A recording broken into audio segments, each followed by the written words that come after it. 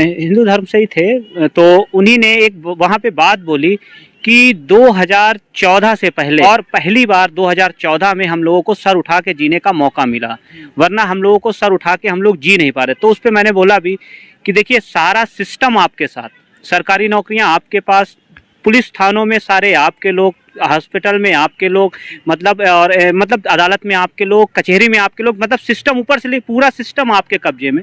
और हमारा समाज जो 20% कहा जाता है, पहली बात तो 80 से 20 का कोई जोड़ नहीं, दूसरी बात हम अल्पमत में हैं, अल्पसंख्यक हैं। हर कौम का लीडर है, नेता है। अगर हमारी समाज का भी कोई लीडर होगा, नेता होगा, हमारी आवाज उठाएगा, तो भाई इनके पेट में दर्द क्यों हो रहा है?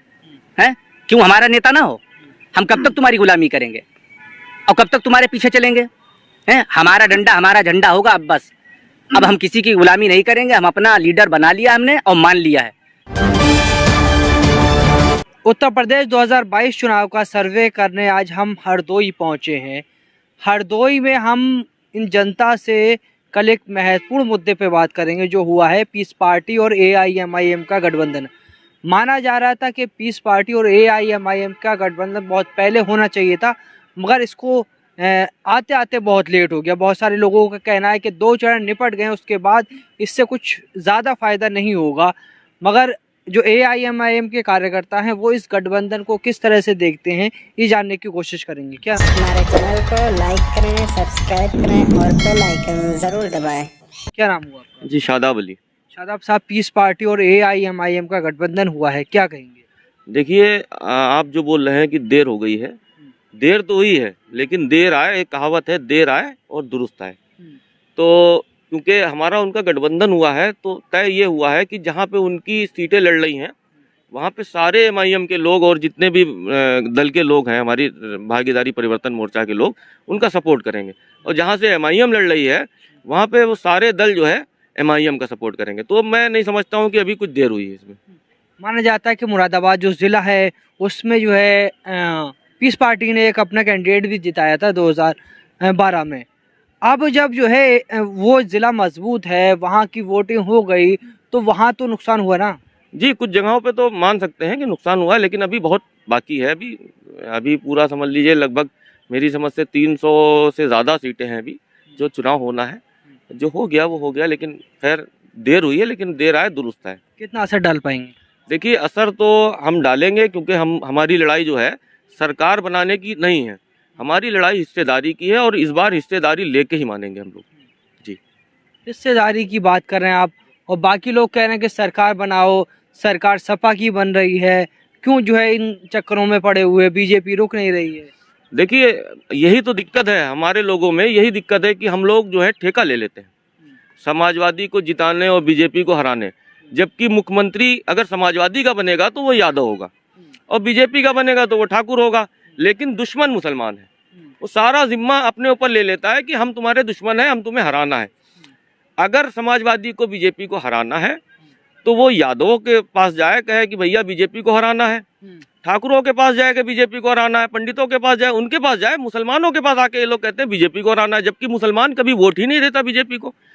कुछ लोग देते होंगे, लेकिन अक्सरियत मुसलमानों की वो वोट नहीं देती बीजेपी को। तो मैं इस चीज़ को नहीं मानता हूँ कि हम लोग ने ठेका ले रखा है किसी को हराने जिताने का। 2017 से पहले इन्हीं सब की सरकार थी, समाजवादी और बसपा और कांग्रेस। हमारे साथ किसने इंसाफ किया? और आज जो है बीजेपी है, उसने भी हमारे साथ इंसाफ नहीं किया। तो सब एक ही है, और हम नहीं समझते हैं कि कुछ होगा। हमारे चैनल को लाइक करें, सब्सक्राइब करें और बेल आइकन जरूर दबाएं। क्या नाम हुआ? इलियास खान है। इलियास साहब, जो है जो गठबंधन हुआ है पीस पार्टी का, डॉक्टर अयूब का और असदुद्दीन ओवैसी साहब का, कितना मजबूत मानते हैं? फिलहाल तो ये गठबंधन काफ़ी मजबूत है, और अभी चूंकि पीस पार्टी का पूर्वांचल में अच्छा असर है और उसका बेनिफिट शायद पीस पार्टी को मिलेगा, और कहीं ना कहीं हमारे भी जो अगर कैंडिडेट हैं अभी काफ़ी सीटें हैं तो उसका फ़ायदा मिलेगा, उम्मीद है। हरदोई में किस तरह का माहौल है? हरदोई में तो फ़िलहाल ज़्यादा माहौल नहीं बता सकते हैं, क्योंकि यहाँ पे तो सभी का मिक्सअप है, सभी लोग हैं, लेकिन मेन फाइट जो है यहाँ पे 2-3 कैंडिडेटों के आपस में बीच में है, बाकी कोई खास। आपको क्या लगता है कि किसको वोट देना चाहिए यहाँ के मुसलमान को? मुसलमान को फ़िलहाल तो वोट किसी पार्टी को तो अब देने से कोई फ़ायदा नहीं है, और असदुद्दीन ओवैसी साहब जो है हमारे हिस्सेदारी की लड़ाई लड़ रहे हैं और हमें उसी में भले सीट हमारी जीते या ना जीते, लेकिन कम से कम जब परसेंटेज जोड़ा जाता है, कितना वोट मिला है क्या है, कम से कम हमारा परसेंटेज बढ़ना चाहिए हर सीट पर, और वही आगे चल के छोटे चुनावों में हम लोगों को फ़ायदा मिलेगा उस चीज़ का। हरदोई से आपने जिन्हें जो है सपा के सिंबल पे जिताया था, अब वो आ रहे हैं, अब वो भाजपा में आ गए हैं, अब वो भाजपा से चुनाव लड़ रहे हैं, तो कब सपाई भाजपाई हो जाए और कब भाजपाई सपाई हो जाए पता नहीं चलता। और मुसलमानों को तो कहा जाता है कि इसे रोको उसे रोको। बस यही तो हमें अपने मुसलमान भाइयों से कहना है कि ये लोग जो हैं दोनों ही लोग एक सिक्के के दो पहलू हैं। जैसे कि एक बीजेपी का डर दिखाएगा और एक सपा का डर दिखाएगा। वो 20% को सपा वाले डराते हैं और बीजेपी वाले 80% वालों को डराते हैं। कल एक डॉक्टर साहब, मेरी शॉप के सामने एक डॉक्टर साहब की शॉप है, वहाँ का थोड़ा सा एक किस्सा बताऊँगा।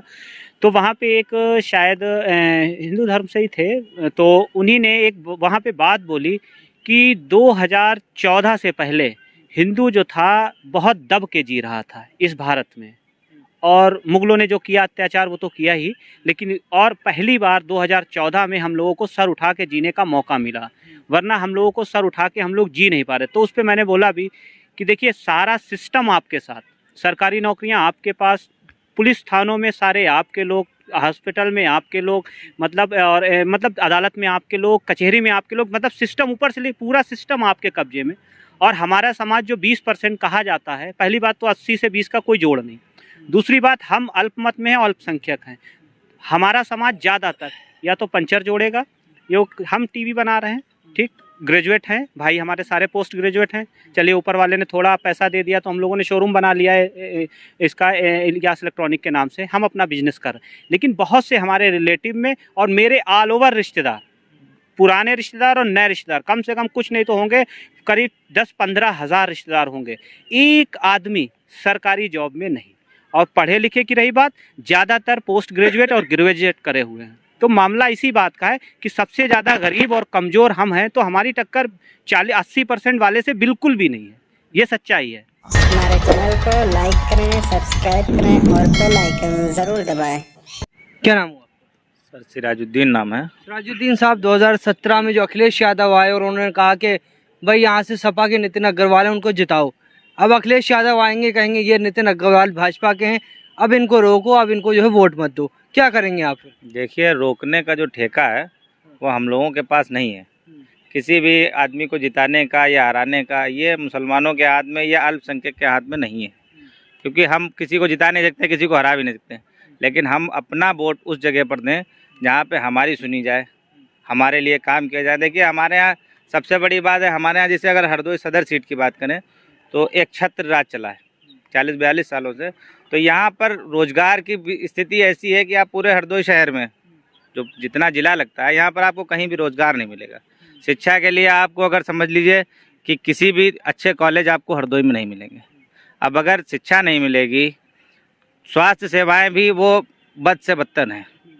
अभी जिला अस्पताल यहाँ पर बना हुआ है, उसका भी डेवलपमेंट सिर्फ अधूरा है, वो भी अभी। मगर अखिलेश यादव तो बड़े बड़े दावे कर रहे हैं, उनके यहाँ पर विधायक सपा के थे।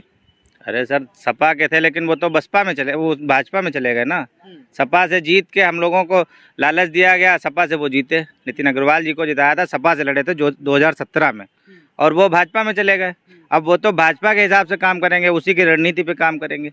हमने तो साइकिल को जिताया, साइकिल वाले जीत के उसमें चले जाते हैं। अभी क्या है, चेयरमैनी का चुनाव हमारे यहाँ हुआ तो चेयरमैनी में हम लोगों ने साइकिल पे ही वोट दिया, शुरू से हमारे बाप दादा देते चले आए। अब उसको चेयरमैनी में साइकिल से जिता के उसके बाद वो भी भाजपा में चले गए, क्योंकि वो भी उन्हीं के उसमें आते हैं, तो वो भी उसी में चले गए। अब काम तो आप समझ लीजिए, हम नुमाइशपुरवा के रहने वाले हैं। अगर आप नुमाइशपुरवा में थोड़ा सा भी पानी बरस जाए तो आप निकल नहीं पाएंगे पैदल, वहाँ इतना इतना पानी भर जाता है गट्टों से, किसी भी गली में आप निकल जाएँ। आप अपने बाप दादाओं ने जो सपा को दिया है, तो सपा को ना दे के आप कहीं और जाएंगे क्या? जी बिल्कुल जाएंगे। हमारे बाप दादा को बेवकूफ़ बनाया गया और वो बनते गए। हमारे बाप दादा जो है पढ़े लिखे नहीं थे, अब हम लोगों को उन्होंने पढ़ाया है, होशियार बनाया है। तो अब होशियारी का अगर काम न लिया, होशियारी से काम न करें। देखिए, जब जानकारी ही नहीं थी तो कुछ भी कर सकते हैं। जब जानकारी नहीं, जब ये आपको कोई किसी चीज़ के बारे में ना पता हो तो आप कुछ भी कर सकते हैं। अब जानकारी होने के बावजूद अगर हम उसी रास्ते के ऊपर चलें, गलत रास्ते को अपनाएं, तो जानकारी होने फिर मतलब क्या है? बीजेपी नहीं रोकेंगे क्या? अरे बीजेपी को रोकने का हमने ठेका ही नहीं लिया हुआ है। हम तो अपना, हमको जो रोजगार दे दे, हम तो रोजगार को चाहिए। हमारे यहाँ स्वास्थ्य सेवाएं इतनी ज़्यादा बदतर है, आप समझ लीजिए अगर आप वेंटिलेटर आपको ज़रूरत पड़ जाए तो हरदोई शहर में आपको वेंटिलेटर नहीं मिलेगा। क्या नाम होगा आपका? अब्दुल अलीम। अलीम साहब, इस बार किसको वोट देंगे? अगर हम लोग भाजपा को वोट दे रहे हैं, योगी जी मुख्यमंत्री फिर से बने, तो हाथरस जैसे वाक़यात होंगे। हाथरस में लड़की को मारा गया, जिंदा जला दिया गया रात के 12 बजे, उसके माँ बाप को, घर वालों को मिलने नहीं दिया। अब हम सपा को जिताएं तो 2000 मुजफ्फरनगर देख लीजिए। तो ये चाहे सपा आए चाहे भाजपा आए, हम लोगों का इसमें कुछ होने वाला नहीं है। और न ये लोग हमारे कोई हमदर्द हैं। ये लोग सिर्फ अखिलेश यादव आएंगे तो वो यादव यादव करेंगे, हर जगह अपना यादव। और योगी जी हैं वो सिर्फ अपना ठाकुरवाद, ठाकुर हैं तो बस ठीक है, बाकी और किसी का ये सब हमदर्द नहीं है। अब हम लोगों ने ये सोचा है कि अपना वोट वहाँ देंगे जहाँ हमको हिस्सेदारी मिले। कौन देगा हिस्सेदारी? हिस्सेदारी की लड़ाई बैरिस्टर असदुद्दीन ओवैसी साहब लड़ रहे हैं और उनको हम लोग अपना नेता और लीडर मान चुके हैं और इंशाअल्लाह उन्हीं के पीछे हम लोग चलने को तैयार हैं। आपने कहा कि योगी आदित्यनाथ ठाकुर कर रहे हैं, अखिलेश यादव यादव कर रहे हैं, तो वैसे फिर मुसलमान करना फर्क कहाँ रह गया? नहीं, वो शोषित समाज जो SC ST OBC के लोग जो हैं उनको सबको साथ में लेके चल रहे हैं, हर मुद्दे पे आवाज़ उठाते हैं। कोई भी मुद्दा ले लीजिए आप, ज़मीन से लेकर सांसद तक, यहाँ से लेकर कहीं पर भी देख लीजिए आप, कोई भी मैटर होता है सबसे पहले बैरिस्टर असदुद्दीन ओवैसी साहब बोलते हैं। अभी पर्दे का मामला आया था, हिजाब का, तो ओवैसी साहब ने आवाज़ उठाई। जब अखिलेश यादव जी से पूछा जाता है कि भाई पर्दे हिजाब के बारे में जो बात उठी है इस पर आप क्या कहते हैं, तो मीडिया वाले भाई साहब से बोलते आप ज़ोर से बोलिए, हमें आवाज़ नहीं आ रही है। तो 2022 में जब वोट का टाइम आएगा तो हमको भी आवाज़ नहीं आएगी कि साइकिल कहाँ निशान है। हाँ, भूल जाएंगे अखिलेश जी, बिल्कुल, क्योंकि ये कोई हमदर्द नहीं है, ये सिर्फ हमको इस्तेमाल करते हैं और फेंक देते हैं। 5 साल कहाँ हो आप, उनको कोई फिक्र नहीं है। मुसलमान तो कह रहा है ये जवानी है कुर्बान, अखिलेश भैया तेरे नाम। ये बस कुर्बान वही लोग कर रहे हैं जिनके लोगों की घर की दाल रोटी चल रही है, हमारा उनके वहाँ से कुछ नहीं। आप नहीं करेंगे कुर्बान? नहीं, बिल्कुल नहीं। हम क्यों कुर्बान करें, क्या फ़ायदा हमें? हमारे मोहल्लों में देख लीजिए, सड़कें, रास्ते, नाले, गलियाँ, कुछ भी हमारे लिए कुछ सही हो रहा तो, विकास हो रहा तो बताएं हमें। ना सपा की सरकार में ना भाजपा की सरकार में। और सपा और बसपा, ये सपा के मुसलमान नेता कह रहे हैं कि सब सही चल रहा है, बस ओवैसी आए हैदराबाद से और यहाँ के मुसलमानों को बलगा रहे हैं। अच्छा, मतलब मोदी जी आए गुजरात से, वो यहाँ लड़े, यहाँ की कोई परेशानी नहीं। केजरीवाल दिल्ली से आए, यहाँ लड़े, कोई परेशानी नहीं। चंद्रशेखर आज़ाद लड़े, यहाँ कोई परेशानी नहीं। ओवैसी के आने से सबको परेशानी है। ओवैसी से क्यों परेशानी? क्योंकि वो सब हर कौम का लीडर है, नेता है। अगर हमारी समाज का भी कोई लीडर होगा, नेता होगा, हमारी आवाज़ उठाएगा, तो भाई इनके पेट में दर्द क्यों हो रहा है? क्यों हमारा नेता ना हो? हम कब तक तुम्हारी गुलामी करेंगे और कब तक तुम्हारे पीछे चलेंगे? हमारा डंडा हमारा झंडा होगा। अब बस, अब हम किसी की गुलामी नहीं करेंगे। हम अपना लीडर बना लिया हमने और मान लिया है बैरिस्टर असदुद्दीन ओवैसी साहब को, और दिल से उनको मानते हैं। इंशाल्लाह उन्हीं को जो है सपोर्ट करेंगे। हमारे चैनल को लाइक करें, सब्सक्राइब करें और बेल आइकन ज़रूर दबाएं।